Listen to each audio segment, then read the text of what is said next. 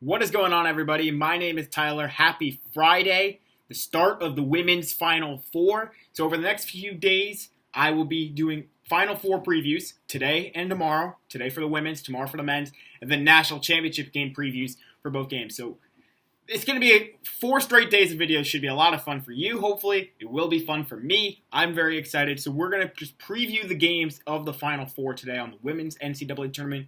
First off, I will say, the NCAA totally botched everything when it comes to the women's. I mean, obviously, I'm not the first one to have that take, but the fact, obviously, you've probably seen the video and a picture of the women's weight room, in quotes, compared to the men's. Apparently, it's been much, much worse from food to quality of everything of the tournaments, etc., etc.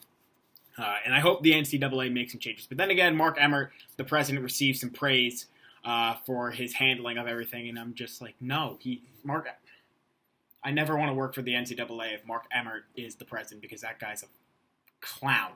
I had to hold myself from saying an expletive because I try not to say that. But enough about that. We'll preview the games. We'll start with the first game of the night between South Carolina and Stanford, the two number 1 seeds in their respective regions. In the NCAA tournament, South Carolina. We'll start with the Gamecocks first. They beat Mercer 79-53. Then they beat Oregon State 59-42. Georgia Tech in the Sweet 16, 76-65. And then in the Elite Eight, they took on Texas, the number 6 seed. Had a little bit of a semi-Cinderella run, I guess you could say. Blew them out, the Gamecocks did, 62-34. They won by a larger margin against Texas than they did against Mercer, the 16 seed. Just goes to show you how good this Gamecocks team is. And looking at the stats, because I wrote them all down for all 4 teams, there you go. South Carolina, 75.8 points per game. Their opponents are scoring about 57.9. And notice there's going to be a common thread between all these teams. Gamecocks shooting 44.1% from the field. Their opponents 36.2. 3-point percentage, 33.2% South Carolina shoot. So they're making them at a relatively good clip, in my opinion. The one concern I have with this Gamecocks team is their free throw shooting. 68.3%. Definitely, they got to be on their best game. I don't say best behavior. That makes no sense. Best game when playing against Stanford, because it might come down to free throws. These two teams are very talented and very evenly matched. So if they're not knocking out free throws, that could be the difference maker. And I'll tell you what it is for Stanford in a moment. Yes, I will, because I wrote it down. Rebounding per game, 47.2. So South Carolina is a very good rebounding team, and there's one player in particular on this roster who is very good. Their opponents are averaging about 32.5 rebounds per game. So about a 15 rebound difference, and that can make the difference, especially on the offensive glass for South Carolina. Turnovers per game, only 14.2. They force 14.4, so very even in that respect, but they do feast off their turnovers for the most part, scoring on about half their turnovers, 15 points off turnovers, and they force 7.3 steals. And there's 3 main players on this team. Zia Cook, averaging 15.6 points per game. She led the team twice in scoring in the NCAA tournament in 2 games.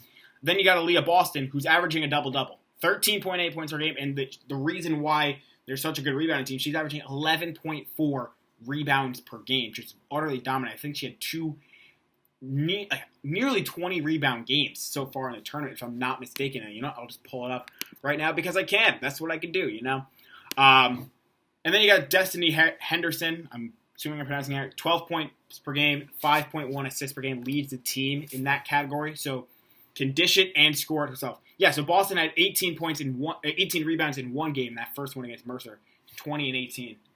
Led the team in scoring 2 games as well.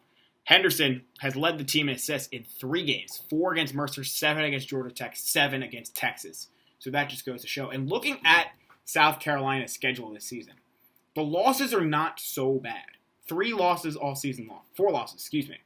They lost to number 8 NC State, 56-46. NC State was a 1 seed as well, although it didn't make it to the Final Four. And that was in the 4th game of the season. So still early on trying to figure everything out, their first tough one. And it was in the middle of a stretch, by the way, with the Gamecocks faced 3 straight ranked teams at the time. Then they go on a nice little streak. They get to February 8th. They take on UConn. I mean, no one's been able to stop UConn outside of one team. And they lost in overtime in store 63-59. And Aaliyah Boston, by the way, led the team in scoring with 17 and 15 rebounds. It just goes to show there. Then they lost to Tennessee, 75-67. Tennessee was 21 at the time. Obviously not the same team as they once were, but still a really solid team. And then lost to Texas A&M in their regular season finale, 65-57. Texas A&M was a 2 seed in the tournament, was ranked 3rd at the time, so it just goes to show how good they were at that point. But they are going to have to go up against, be nearly perfect against Stanford, the Gamecocks well. Dawn Staley knows what to do. She's been here before. There's their 4th Final Four appearance in her tenure as head coach. But looking at the Cardinal, 78.9 points per game, with opponents scoring about 53.4 points per game. 46.8% from the field, 32.9% their opponents. They shoot 38.3% from 3, making 9.1 a game, Stanford does. That could be the difference right there. 43.1 rebounds, opponents averaging about 32.7, so not as big of a discrepancy, but still there's something there. 16.7 assists per game, 12 turnovers per game, or 12.6, excuse me. So not forcing as many turnovers as the Gamecocks do, but they still get up and down the floor and really play some strong defense. They are averaging 8.65 steals per game, and here's where the big one is. 18.3 points off turnovers. That could be a difference there. If they can force some turnovers and get some easy, fast break points, if Stanford could, they could win this game. And this is a 3-headed attack, really. Kiana Williams, 14.5 points, 3.1 assists per game, leading the team in both categories. Then you have Haley Jones, 12.7 points per game, 7.5 rebounds. Cameron Brink, 10.1 points per game, 6.7 rebounds per game. So just top to bottom, this is a very balanced Stanford team. Only 2 losses all season. They lost to Colorado, 77-72. Not a great game by any stretch. But then they lost to UCLA, 70-66, who was number 6 at the time. And when they played them again, when Stanford played UCLA again, they won 75-55 in the Pac-12 tournament, winning by 20 on a neutral court. So that was really impressive. When they played Colorado, they only won by 8 the second time. So maybe Colorado's better than we thought. But what are you going to do? So if I had to pick which team's going to win this one, I am going to go in favor of Stanford. So I blanked on the name for a second. Sorry about that. I'm going to go in favor of the Cardinal. I think that overall they're just a more complete team, a better team. They have a little bit more experience under Tara Vanderveer, their head coach. And, I mean, it just feels right that Stanford's in the Final Four and just wins. Dawn Staley and her squad are going to give a fight. South Carolina will not go down without a fight, but Stanford's just too good. They're too darn good. And it's going to be the same thing on the other side. You got UConn, 28-1 on the season, taking on Arizona, who's 20-5, who's, I guess, as a 3 seed, made a Cinderella run. Looking at the Wildcats to get to this point, they beat Stony Brook 79-44, beat BYU 52-46, beat Texas A&M 74-59. Then they beat Indiana 66-53. They didn't have to play the number 1 seed in their region, NC State, because Indiana took care of business. Bada bing, bada boom. Yes, they looked really good against Texas A&M, but winning by 15. But when you don't have to play the 1 seed, that's a huge saver.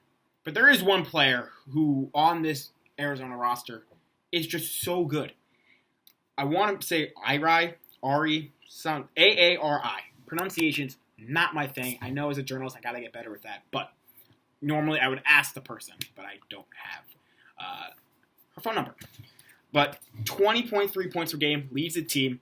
4.28 assists per game also leads the team. This is remarkable for me. So, in all 4 games so far in the tournament, she has led the team in scoring. 20, 17, 31, 33 in their last game against Indiana. Led the team twice in rebounding as a guard.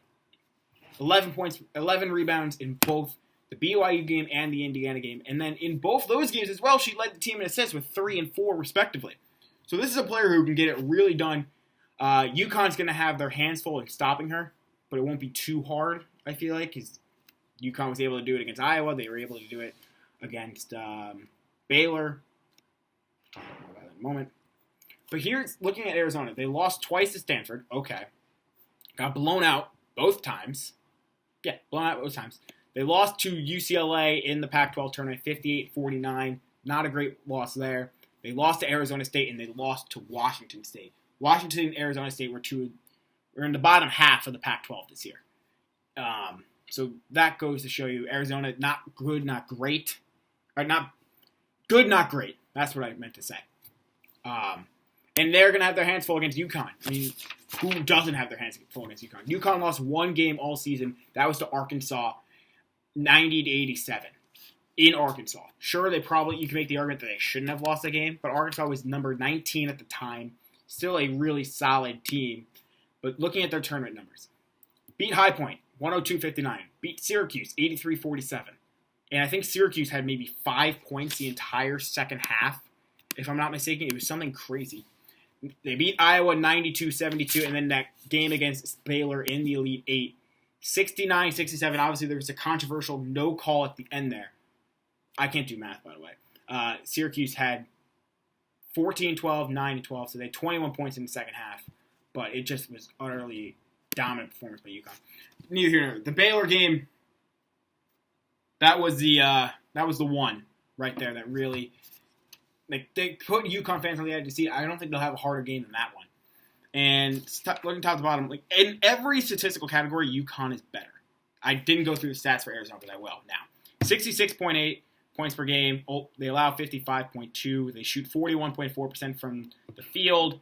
Their opponents shoot 36.8. They're averaging about 36.8 rebounds per game. They shoot 68.8% from the line, so not great there.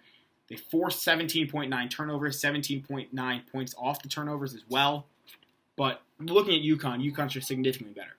82.7 points per game. 82! There are some men's teams that don't score that much on a regular basis.